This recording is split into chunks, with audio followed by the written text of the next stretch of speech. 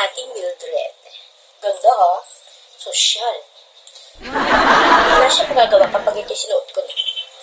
Suot ko na? Yan! Ang pretty-pretty ko na.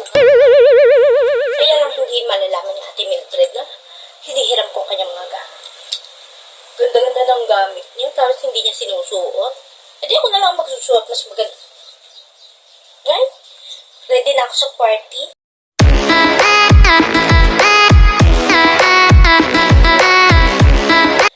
Ate Mildred, alis nga pala muna ako. Punta ako kay Lalisa.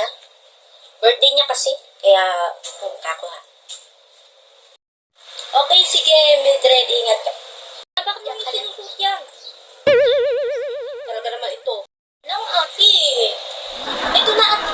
Sinuot ko na. Alam naman, palit pa ako. Tanghali na ako. Nandiyan na yung gusto kong kaibigan. Mamaya na. Lalabang ko na pagka dating ko kamadamo. Basta. Hubarin mo yan. Hindi iyo yan ha. Akin yan. Tsaka bakit lagi mong pinakikilaman yung gamit ko? Hindi naman iyo. Kakasura ka. Barin mo yan. Barin mo yan. Ate, kung ako sa'yo, kung bibili ka, isuot mo, hindi yung nakatambak pa. Iyo. Ako ialis na at kanina pa ako inintay doon. Basta. Para matapos ang ating hiyawan ay barin mo na nga yan. Tsaka akin yan. Akin. Nakalagay dyan, Mildred. Ikaw ba si Mildred? Ito sa susat. Tagat.